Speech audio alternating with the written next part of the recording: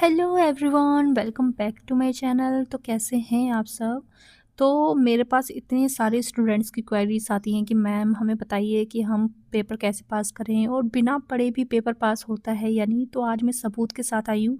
तो ये एक्चुअली मेरी क्लाइंट थी और ये इन्होंने मेरे से मतलब कम से कम 1 महीने का बैच ज्वाइन किया था इन्होंने स्टडी रिलेटेड। इनका आईआईटी में पेपर था, आईआईटी का।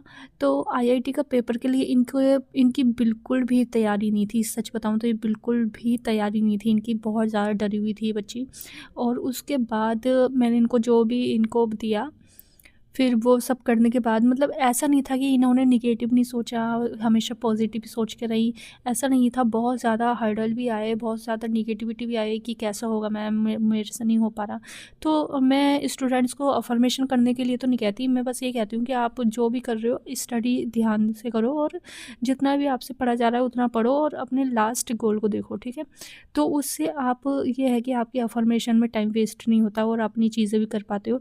लेकिन उसके बाद भी इनसे पढ़ाई नहीं हो रही थी क्योंकि इनके घर में कोई प्रॉब्लम आ गई थी, शादी वगैरह आ गई थी और बाकी भी बहुत सारी चीज़ें थी। तो पढ़ाई में इनका बिल्कुल मन नहीं लग रहा था। तो वैसे तो मैंने इनसे कहा था कि आप रिकॉर्डिंग करके सेंड कर दो, बट ये है ना कि यार भी मतलब छोटी सी बच्ची है यार, 12th पास किया है उसने, तो अभी वो मतलब रिकॉर्डिंग करने में कंफर्टेबल नहीं थी। और जिसको बिलीव करना है वो करेगा, बाकी तो अब मैं बस यही कह सकती हूँ कि हाँ, चीज़ें होती हैं अगर आप करते हो, ठीक है।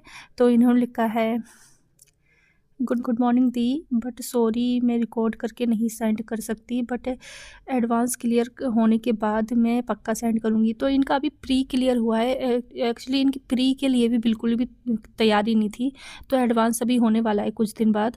तो मतलब यार प्री क्लियर करना भी कम ईजी टास्क नहीं होता, बहुत बड़ी बात होती है।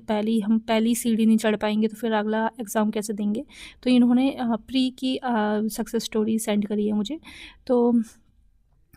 तो मेरी सक्सेस स्टोरी ये है कि मेरे को एक कॉलेज मैनिफेस्ट करना है। तो उस कॉलेज में एडमिशन के लिए पहले जेईई मेंस क्लियर करना होता है, फिर एडवांस।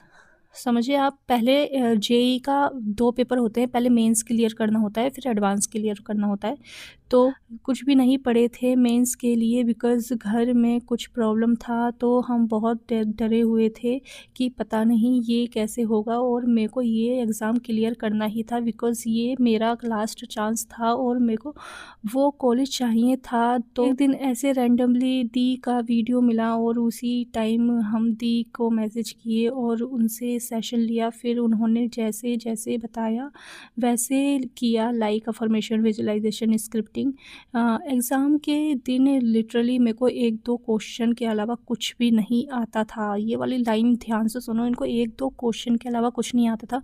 और ये चीज़ मैंने बुलवाई नहीं है, ये चीज़ इन्होंने खुद लिखी है क्योंकि वो जैसे मेरे को बता रही थी, मैम मेरी बिल्कुल भी तैयारी नहीं है, मैं पता नहीं क्या करूँगी वहाँ पे जाके।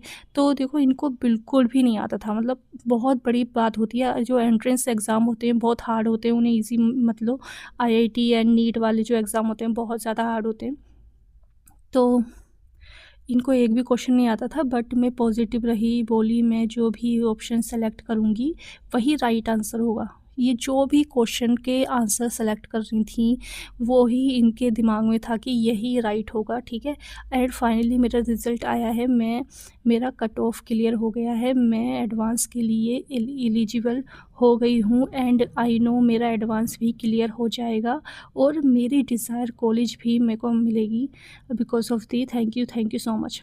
देखो, ये सक्सेस स्टोरी हमें बहुत सारी चीज़ें सिखाती है कि हमें अपना गिव अप नहीं करना चाहिए। चाहे हमें आता है पेपर, नहीं आता है, हमें बस लास्ट गोल में रहना चाहिए। हमें अपने पॉजिटिव थॉट्स में रहना चाहिए कि हम मतलब यार एक चार चार ऑप्शंस हैं, चारों में एक ना एक तो सही होगा। ये इतना तो 100% श्योर होते हैं आप कोई भी एग्ज़ाम दो।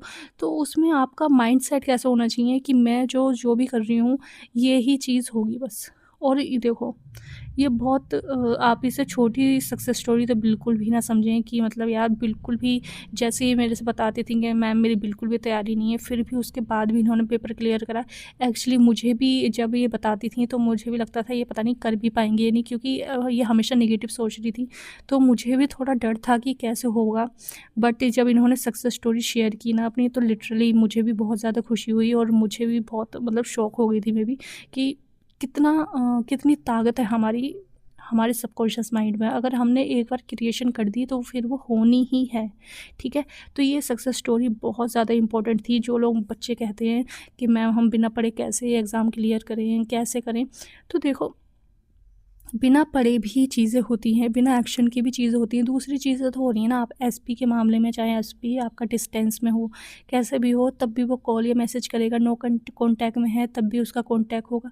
तो अगर आपको कोई भी एग्ज़ाम क्लियर करना है, मैं ये नहीं कह रही बिल्कुल पढ़ाई छोड़ दो। देखो, अगर आपके माइंड में ये चीज़ है कि मैं पढ़ूँगा नहीं तो मैं पास कैसे होऊँगा, तो फिर आपको पढ़ना पड़ेगा, ठीक है। फिर तो आप मन बना लो, क्योंकि अगर आप एग्ज़ाम हॉल तक ये कहते जा रहे हो यार मैंने तो पढ़ाई नहीं की, कैसे होगा मेरा, फिर वहाँ पे आप चूक सकते हो। अगर आप में विश्वास है कि आप कर लोगे तो फिर वो चीज़ होकर रहनी है।